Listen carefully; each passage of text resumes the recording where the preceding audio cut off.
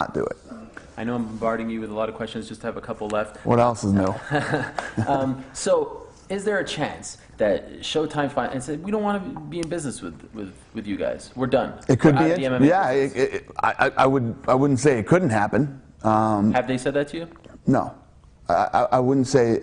I would never say never, but I don't know. I would think that when you're in business, sometimes, you know, and I'm not the best at this, but sometimes you got to put your personal feelings aside and do what's best for your company.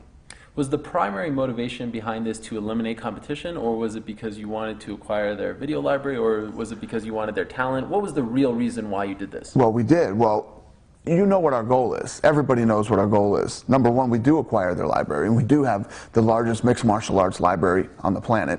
Number two, as we continue to go into these other countries and we continue to grow and expand the business, I've been saying this for the last year and a half, we need more fighters. We need more fighters. We need to put on more fights. But was part of it to eliminate the competition?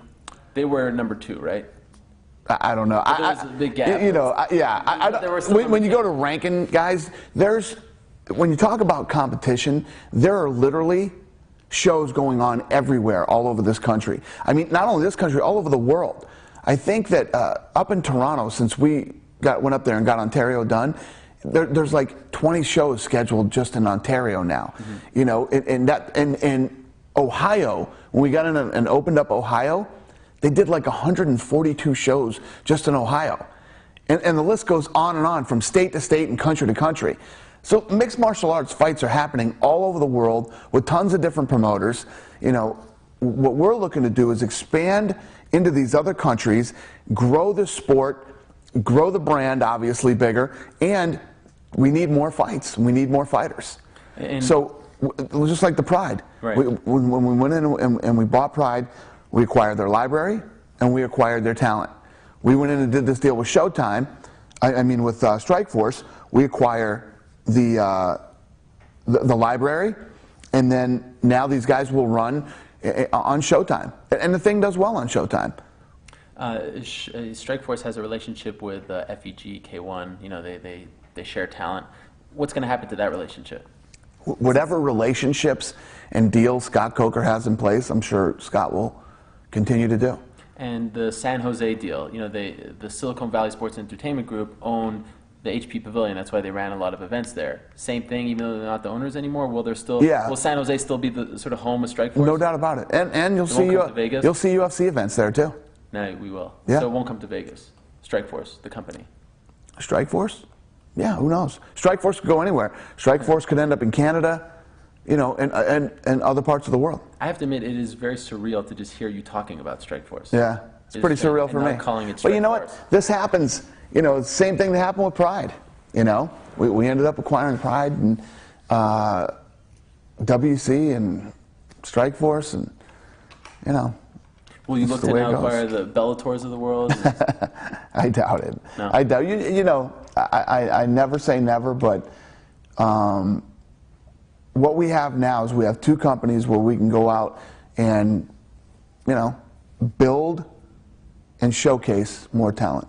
All right, so to recap, you have purchased Strikeforce, business as usual. No one from Strikeforce is coming over to the UFC. Strikeforce is remaining, at least for now, on Showtime. None of the UFC fighters, at least for now, are going to Strikeforce and vice versa. There could be guys that end up in Strikeforce that fight in the UFC. But not like there won't be. Pierre. No. There would be more guys who are... Whoever Coker is interested in that, you know, is available to go over to Strikeforce. And the same thing goes for me. Whoever's available and I want them for UFC. So if someone gets injured and you need a late replacement No, I don't think... No. It won't be like that. We're talking about when deals are up.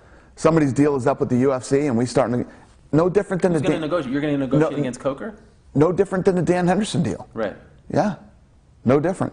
That's a separate business that has a separate income. They have their own budgets and everything else that they do. They have their own television deals. And if they're that interested in acquiring, it's no different than it would have been before. And as the owner, you can't look at it and say, I don't like this deal. You're paying Dan Henderson $250,000. He's not worth it. He's gone. You know the best way that I can explain this thing? Mm-hmm. It's like when Viacom split. You know how that works, right? Right. there's two different guys that run. Yeah. There's two different guys that run. Viacom is the same company.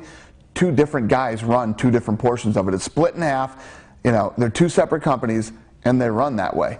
And that's exactly the way this is going to run. And is this good for the fighters? Because now there's. Yeah. I mean, they can still go to. Let's say Paul Daly was unsigned, right, and he had his issue with you. Could he still go to Coker and say, "Let's make a deal," or because Zuffa owns it and you have, you know what I mean? I'm still not a Paul Daly fan. You know what I mean? Paul Daly, I still don't, you know, like at all or condone what he did, and he will never fight in the UFC.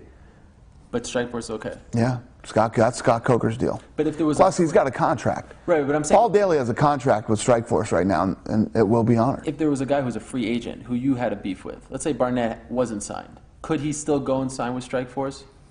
Because that's up to Scott. It's up to Scott. You're giving him the power. That's up to Scott. He is the Dana White of Strikeforce remains, and he'll still be the Scott Coker runs Strikeforce, and that will continue. You know. Unbelievable. Anything else? Did we forget anything? You want to tell us how much you paid for it? I don't think so. I think that's it. Good deal. Yeah. All right, there you have it. The UFC has purchased Strikeforce. Business has just picked up in the MMA world. I don't think anyone saw this coming. I bet. Thank you so much for the time. Thank you, bro. Always a pleasure. Congratulations. Thanks.